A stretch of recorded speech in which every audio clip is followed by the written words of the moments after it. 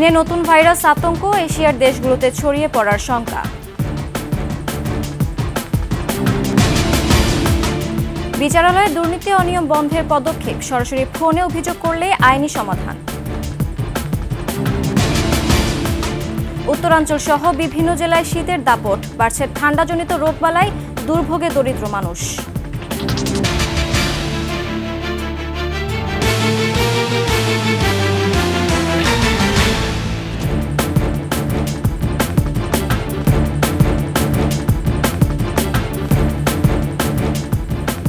শুনছিলেন সংবাদ শিরোনাম। আমন্ত্রণ ২১ সংবাদে, সাথে আছে আমি সুরা শ্রাবন্তী। দর্শক, ২১ টেলিভিশনের সংবাদ একসাথে সরাসরি দেখতে পাবেন আমাদের ফেসবুক পেজ www.facebook.com/2124 অনলাইনে। এছাড়া সাবস্ক্রাইব করতে পারেন www.youtube.com/@21 চ্যানেলে। এছাড়া সংবাদে আরও থাকছে, রিমোট কন্ট্রোলে নয়, বাংলায় নির্দেশ দিলেই উড়বে ড্রোন, ধারণ করবে ছবি ও ভিডিও।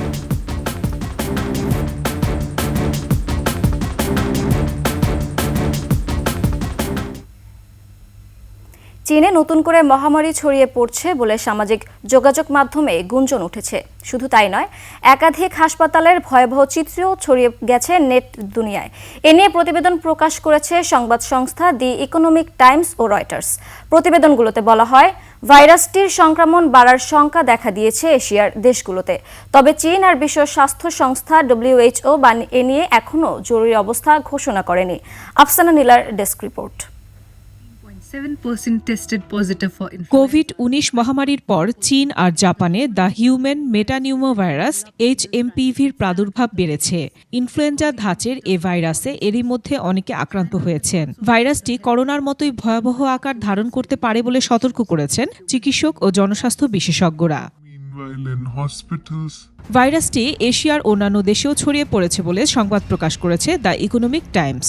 আর বার্তা সংস্থা রয়টার্সের এক প্রতিবেদনে বলা হয়েছে, সম্প্রতি রাইনোভাইরাস এবং হিউম্যান মেটানিউমোভাইরাসের সংক্রমণ বেড়েছে। বিশেষ করে 14 বছর বয়সীদের মধ্যে এ ভাইরাসের সংক্রমণ বেশি দেখা যাচ্ছে। চীনের উত্তরাঞ্চলীয় প্রদেশে এর প্রাদুর্ভাব বেশি। বিভিন্ন প্রতিবেদন এবং সোশ্যাল মিডিয়ার পোস্টে চীনের হাসপাতালগুলোতে রোগীদের উপচে পড়া ভিড় দেখা গেছে। প্রতিবেদন মতে, HMPV ফ্লুর মতো উপসর্গ বিশেষ করে শিশু এবং অসুস্থ ব্যক্তিদের মধ্যে গুরুতর শ্বাসকষ্টের সমস্যা সৃষ্টি করতে পারে। যদিও বিভিন্ন প্রতিবেদন ও সামাজিক যোগাযোগ মাধ্যমে বিষয়টিকে সংকটাপন্ন করে দেখানো হয়েছে, কিন্তু চীনা কর্তৃপক্ষ এবং বিশ্ব স্বাস্থ্য সংস্থা WHO এ বিষয়ে এখনও জরুরি অবস্থা জারি করেনি। আর চীন জানিয়েছে তারা নতুন সংক্রমণটিকে নিয়ন্ত্রণে নিয়েছে এবং ভ্রমণের ক্ষেত্রে উদ্বেগের কিছু নেই। এদিকে চীনের রহস্যময় হিউম্যান মেটানিউমোভাইরাস HMPV প্রাদুর্ভাবের মধ্যেই ভারতের তেলেঙ্গানা সরকার নাগরিকদের সতর্ক করে বারবার হাত ধোয়া ও ভিড় এড়ানোর পরামর্শ দিয়েছেন। আফসানা নীলা, ডেস্ক রিপোর্ট, ২১ টেলিভিশন। বিচারাঙ্গনে আইনজীবী, কর্মকর্তা বা কর্মচারী কিংবা বিচারক দুর্নীতি অনিয়ম করলে রেহাই পাচ্ছেন না কেউই। বিচার প্রার্থীরা সরাসরি ফোনে অভিযোগ জানিয়ে আইনি সমাধান নিচ্ছেন। আইনি বিশ্লেষকরা বলছেন, বিচার প্রার্থীদের আস্থার জায়গা করে নিয়েছে সুপ্রিম কোর্ট হেল্পলাইন। একই সঙ্গে হাইকোর্টের কোনো বিচারপতিদের বিরুদ্ধে অভিযোগ পেলে কাজ করছে সুপ্রিম জুডিশিয়াল কাউন্সিল। বিস্তারিত শাকেরা আরজু রিপোর্টে। দীর্ঘদিন খোঁজাখুঁজির পরও সিভিল রিভিউ মামলার নথিপত্র খুঁজে না পেয়ে সুপ্রিম কোর্ট হেল্পলাইনে কল সেন্টারে অভিযোগ জানান লালমনিরহাটের শামসুজ্জোহা। পরে সুপ্রিম কোর্ট প্রশাসন বিষয়টি পদক্ষেপ নিলে নথি খুঁজে পান তিনি। ৬২ সালের মামলা আমার, ওইটার নথিটা গায়েব করেছিল। প্রধান বিচারপতি বরাবর হেল্প ডেস্কে ফোন দিয়ে আবেদন করে তারপর এটা উদ্ধার করি। লালমনিরহাটের শামসুজ্জোহার মতো SM আমিনুল ইসলাম একটি মামলার ফাইল খুঁজে না পেয়ে কল করেন। এরপর 2 কার্য দিবসের মধ্যেই পেয়ে যান ফাইলটি। মিসফেল হয়ে আসছিল বা কিছু, তারপর ওই ক্লিয়ার করা খুঁজে পাচ্ছিল না। তারপরে আমি ওই কমপ্লেইন করছিলাম। পরে আমরাও পেয়েছি, সেও আমাকে করছে যে খোঁজ পাওয়া গেছে। এভাবে বিচার প্রার্থীদের বিভিন্ন অভিযোগ ফোনে গ্রহণ করে আইনি সমাধান করছে supreme court helpline. Supreme court হেল্পলাইনে গত 1 মাসে বিচারক, আইনজীবী ও কর্মচারীদের বিরুদ্ধে 33টি অভিযোগ এসেছে। শুধু গত মাসেই 12 জন নিম্ন আদালতের বিচারকের বিরুদ্ধে অভিযোগ এসেছে। এই জিনিসটা কিন্তু আগে কখনো ছিল না। আমাদের বিচার ব্যবস্থায় একটা বিশাল গলদ ছিল, বিশাল দুর্নীতির একটি জায়গা রয়েছে। সুপ্রিম কোর্টের প্রশাসনের উচিত এখন সুপ্রিম কোর্ট আইনজীবী সমিতির সঙ্গে বসা, একত্রিত ভাবা, কারণ সব সমাধান কিন্তু সুপ্রিম কোর্ট দিতে পারবে না। যেমন একজন লয়ারের সঙ্গে লয়ারের অভিযোগের বিষয়টা, সেটা কিন্তু সুপ্রিম কোর্ট প্রশাসন দিতে পারবে না। আইন বিশ্লেষকরা বলেন, কোনো বিচারকের বিরুদ্ধে যদি অভিযোগ দেয় তবে তা যাচাই বাছাই করে আইনি পদক্ষেপ নিতে পারে সুপ্রিম কোর্ট। সুপ্রিম কোর্টের উচিত বিশেষ করে আমাদের বর্তমান প্রধান বিচারপতি মানুষের যে আস্থা, দ্রুততার সঙ্গে এগুলো নিষ্পত্তি করে, এর জন্য কোনো কারণে একটা আমলাতান্ত্রিক জটিলতার মধ্যে একটা ফাইলবন্দি না হয়ে থাকে। একই সঙ্গে হাইকোর্টের বিচারপতিদের অনিয়ম, দুর্নীতি আর অসদাচরণের বিরুদ্ধে কাজ করছে সুপ্রিম জুডিশিয়াল কাউন্সিল বলে জানান আইন বিশ্লেষকরা। ওনারা কাজ করে যাচ্ছেন বিচার বিভাগের উন্নতির জন্য, বিচার বিভাগকে দুর্নীতিমুক্ত করার জন্য। তো এটুকু এই মুহূর্তে বলতে পারি যে হ্যাঁ, এখানে পদক্ষেপ নেওয়া হয়েছে এবং হচ্ছে। যে 12 জন বিচারপতি সম্পর্কে তিনি বলেছিলেন যে তিনি তাদেরকে ছুটিতে পাঠিয়েছেন সাময়িক সময়ের জন্য। আমরা যতটুকু জেনেছি যে সুপ্রিম জুডিশিয়াল কাউন্সিল সেক্ষেত্রে কাজ করেছে। আমরা এও জেনেছি যে তাদের একটা প্রাথমিক রিপোর্ট মহামান্য রাষ্ট্রপতির কাছে প্রেরণ করা হয়েছে। এদিকে 2020 সালে সুপ্রিম কোর্টে দুর্নীতি, অনিয়ম ও আর্থিক লেনদেন বন্ধে অভিযোগ বক্স স্থাপন করে সুপ্রিম কোর্ট আইনজীবী সমিতি। তবে সেটির কার্যকারিতা আর নেই বলে জানান বারের সম্পাদক। প্রধান বিচারপতি সৈয়দ রেফাত আহমেদের নির্দেশে গত বছরের 26 সেপ্টেম্বর হেল্পলাইন সেবা চালু করে। শাকেরা আরজু, 21 টেলিভিশন, ঢাকা। কমছে না শীতের দাপট, সবচেয়ে বেশি ভোগান্তিতে উত্তরাঞ্চলের মানুষ। কুয়াশা আর কনকনে ঠান্ডায় বিপর্যস্ত জনজীবন। আবহাওয়া অফিস বলছে তাপমাত্রা আরও কমতে পারে, বাড়তে পারে শৈত্যপ্রবাহ। দেশের সর্বনিম্ন তাপমাত্রা পঞ্চগড়ের তেঁতুলিয়ায় 9.4 ডিগ্রি সেলসিয়াস। সহকর্মীদের সহায়তায় ডেস্ক রিপোর্ট। পৌষের শুরু থেকেই পঞ্চগড়ে তাপমাত্রার পারদ একক সংখ্যায় ওঠানামা করছে, বইছে টানা শৈত্যপ্রবাহ। ভোর থেকেই টিপটিপ বৃষ্টির ফোঁটার মতো ঘন কুয়াশা ঝরার পাশাপাশি হিমেল বাতাস শীতের তীব্রতা বাড়িয়ে দিয়েছে। এতে দুর্ভোগে পড়েছে খেটে খাওয়া মানুষ। কাজে যেতে না পারায় পরিবারগুলোতে দেখা দিয়েছে অর্থ সংকট। তেঁতুলিয়া আবহাওয়া অফিসের তথ্য মতে পৌষের শুরু থেকেই জেলার তাপমাত্রা 9 থেকে 10 ডিগ্রি সেলসিয়াস ওঠানামা করছে। আজ সর্বনিম্ন তাপমাত্রা রেকর্ড করেছে 9.4 ডিগ্রি সেলসিয়াস। আসতে পারে একাধিক শৈত্যপ্রবাহ। সারা রাত বৃষ্টির মতো কুয়াশা করছে, আমরা তো কাজ করে খাই, আমরা তো মনে কাজ করতে পারি না। লোকজন নাই, আমরা গাড়ি চালাইতে পারি না, লোকজন দেরি হয় না। কুড়িগ্রামে কনকনে ঠান্ডায় স্বাভাবিক জীবনযাত্রা ব্যাহত হয়ে পড়েছে।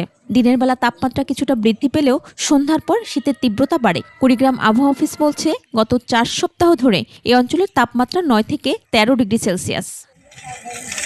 পৌষের মাঝামাঝি এসে হাওর সহ কিশোরগঞ্জের পুরো জেলায় জেঁকে বসেছে শীত। গত 3 দিন ধরে দেখা মিলছে না সূর্যের। বিঘ্নিত হচ্ছে হাওরে নৌ চলাচল ও বড় আবাদ সহ অন্যান্য চাষাবাদ।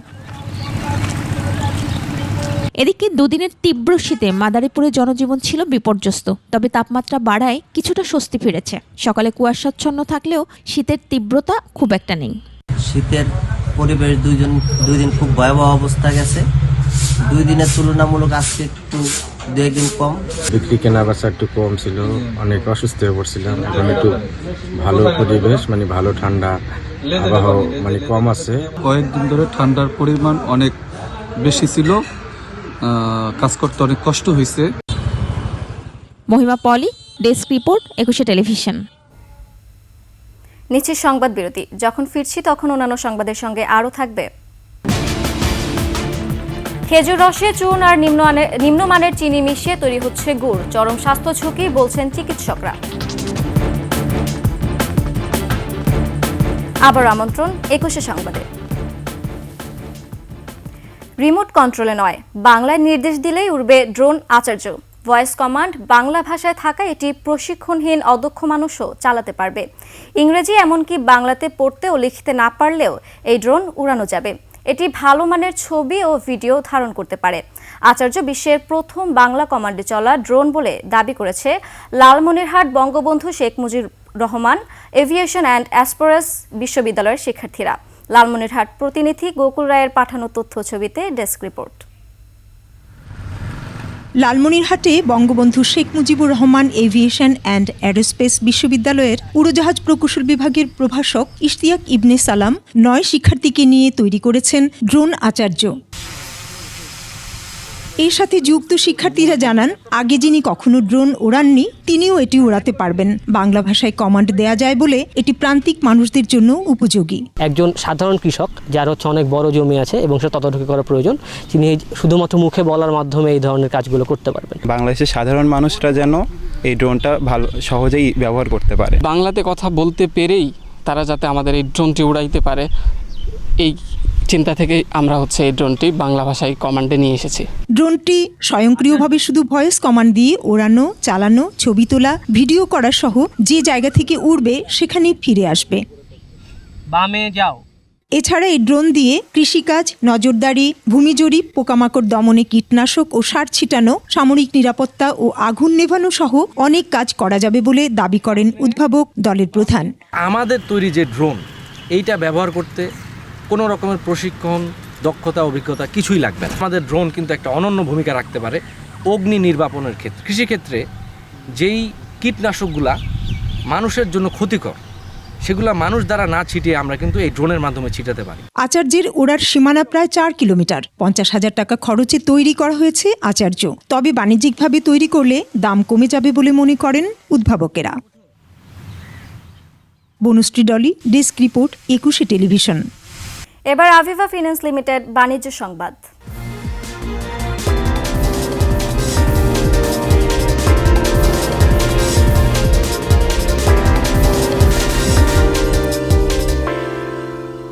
শীতের পিঠাপুলি পায়েসের অন্যতম উপকরণ খেজুর গুড় মেশানো হচ্ছে ভেজাল। সিরাজগঞ্জের বাকাই গ্রামে দেখা যায় খেজুর রসের সাথে পুকুরে ব্যবহার করা চুন আর নিম্নমানের চিনি মিশিয়ে তৈরি করা হচ্ছে গুড়। ভেজাল এই গুড় স্বাস্থ্য ঝুঁকির কারণ বলছেন চিকিৎসকরা। সিরাজগঞ্জ প্রতিনিধি স্বপন মির্জার তথ্যচিত্রে ডেস্ক রিপোর্ট। নভেম্বরের শুরু থেকে চারঘাট সহ রাজশাহীর বিভিন্ন অঞ্চল থেকে আসা গুড় উৎপাদনকারীরা সিরাজগঞ্জের রায়গঞ্জের বাকাই গ্রামে রস সংগ্রহ শুরু করে। চলতি মৌসুমে গাছ প্রতি 3 কেজি করে গুড় দেওয়ার মৌখিক চুক্তিতে 4 শতাধিক গাছ ইজারা নেন তারা। রস পরিষ্কার রাখতে হাঁড়িতে চুন মিশিয়ে প্রতিদিন ভোরে তা গাছ থেকে সংগ্রহ করা হয়। পরে জাল দিয়ে গোপনে নিম্নমানের চিনি মিশিয়ে তৈরি হয় খেজুরের গুড়। পাইকারি এই গুড়ের দাম পড়ে 150 থেকে 200 টাকা কেজি। এখানে গাছ লাগা দিয়েছে, সেনতে রস পেরিয়া এরা গুড় বানায়, সেই গুড় নিয়ে যা আমি বিক্রি করি। ঝুপড়ি ঘরে গিয়ে দেখা যায় নিম্নমানের চিনির বস্তা। অতিরিক্ত মুনাফার লোভে এই চিনি ও চুন ব্যবহারের কথা স্বীকারও করেছেন একজন। একটা তাও প্রতিদিন 5 কেজি, একটা দামে 5-7 কেজি করে চিনি দিয়ে চিনি মিশ্রিত করে, তারা কেমিক্যাল মিশ্রিত করে, এটা স্বাস্থ্যসম্মত না। আমি স্বাদ নাই এখন ওই যে চিনি দেবো দায়ী করে। সুস্বাদু খেজুরের গুড়ে ভেজাল মেশানোর ঘটনায় ক্ষুব্ধ ভোক্তারা। স্বাস্থ্য ঝুঁকির কথাও বলছেন চিকিৎসক ও সচেতন মহল। দেশের উৎপন্ন হয়, এখানে যদি 2 নাম্বারই হয় তাহলে তো আমার ইডা তৃপ্তি পায় না। বর্তমানে মানুষের রোগ বালাই আসলে এই ভেজাল খাওয়ার কারণে বেড়ে গেছে। বিভিন্ন কেমিক্যাল মিশ্রণ করা হয়, তাহলে সেগুলো বিভিন্ন শরীরের অঙ্গহানি, যেমন লিভার ড্যামেজ, কিডনি ফেইলিওর, খাদ্যনালীতে ক্যান্সার হতে পারে। প্রশাসন যদি এটাকে একটু নজরদারিতে রাখে তাহলে আমার মনে হয় গুড় তৈরিতে ভেজালের পরিমাণটা অনেক কমে যাবে। অনিয়মকারীদের বিরুদ্ধে ব্যবস্থা নেওয়ার কথা জানিয়েছে প্রশাসন। তারা যেন স্বাস্থ্যসম্মতভাবে এই গুড় উৎপাদন করে এবং রস সংগ্রহ করে, এই বিষয়টা আমরা সার্বিকভাবে নজর রেখে আইন অনুযায়ী আমরা একটা ব্যবস্থা নেব। স্বাস্থ্য ঝুঁকি বিবেচনায় দ্রুত কার্যকর ব্যবস্থা দেখতে চান সচেতন মহল। সমর ইসলাম, ডেস্ক রিপোর্ট, 21 টেলিভিশন। শেষ করছে 21 সংবাদ। যাবার আগে সংবাদ শিরোনামগুলো আরও একবার। চীনে নতুন ভাইরাস আতঙ্ক, এশিয়ার দেশগুলোতে ছড়িয়ে পড়ার শঙ্কা। বিচারালয়ে দুর্নীতি অনিয়ম শঙ্কার পদক্ষেপ, সরাসরি ফোনে অভিযোগ করলেই আইনি সমাধান। উত্তরাঞ্চল সহ বিভিন্ন জেলায় শীতের দাপট, বাড়ছে ঠান্ডাজনিত রোগবালাই, দুর্ভোগে দরিদ্র মানুষ।